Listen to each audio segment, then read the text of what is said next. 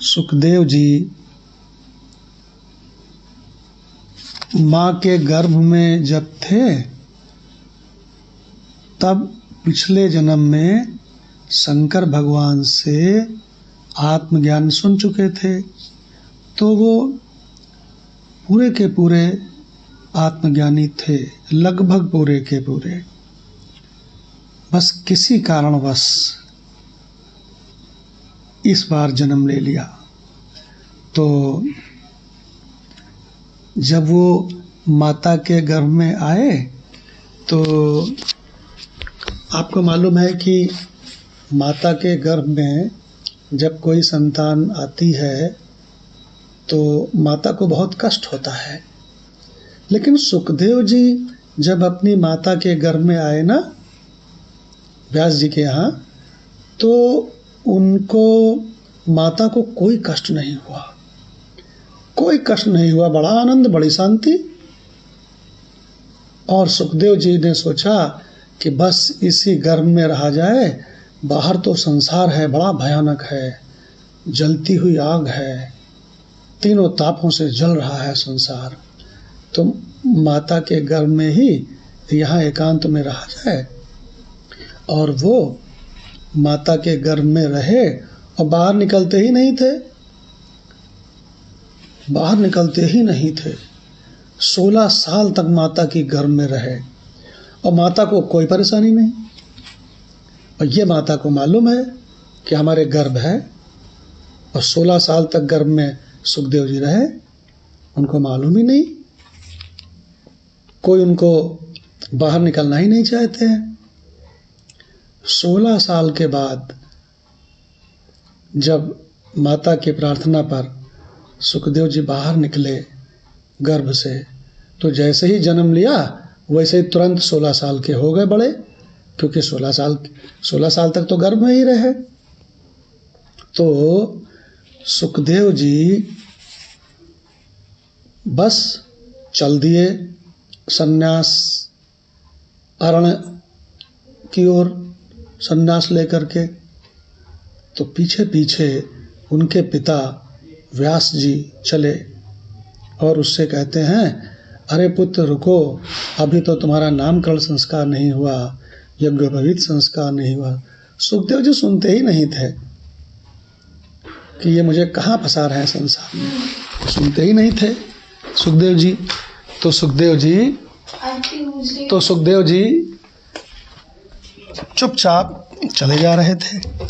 तो हुआ ये कि सुखदेव जी चलते चलते वहाँ पहुँच गए जहाँ देव कन्याएं नग्न होकर के एक सुंदर सरोवर में स्नान कर रही थीं।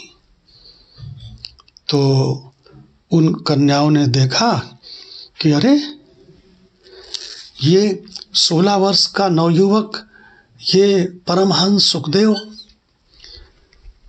और वो निकल के चले गए। उन्होंने उन स्त्रियों की ओर आंख उठा के भी नहीं देखा। तो उनके पीछे पीछे व्यास जी चले आ रहे थे। तो जब व्यास जी को देखा तो वो देव कन्याओं ने झट अपने कपड़े पहन लिए। तो व्यास जी को ये बात सही नहीं लगी। व्यास जी ने कहा उन देव कन्याओं से कि मेरा जवान लड़का 16 वर्ष का सुखदेव अभी जब यहाँ से निकला तो तुम लोगों ने वस्त्र नहीं पहने, और जब मैं इतनी उम्र का वृद्ध यहाँ से निकल रहा हूँ तो तुमने वस्त्र पहन लिए। तो तुमने सुखदेव जी के जाने पर, यहाँ से निकलने पर वो जवान, और जबकि सुखदेव जी आपको ना मालूम हो तो बता दें, वो बिल्कुल कृष्ण की तरह सुंदर थे, बहुत सुंदर था उनका शरीर। सारी देवांगनाएं देख के उनको दंग रह गई, देखती ही रह गई, वो देखती ही रह गई। और सुखदेव जी ने उधर आंख उठा के भी नहीं देखा और वो चले गए। वो अभी भी देख रही हैं खड़े, वो चले गए परमहंस सुखदेव। तो व्यास जी ने जब ऐसा पूछा कि मेरे युवा पुत्र सुखदेव के जाने पर, यहाँ से निकलने पर तुम लोगों ने वस्त्र नहीं पहने, और मुझ वृद्ध के इधर से निकलने पर तुमने सब वस्त्र पहन लिए, ऐसा क्यों? तो वो देवांगनाएं क्या कहती हैं अपना अनुभव, वो सुनिए।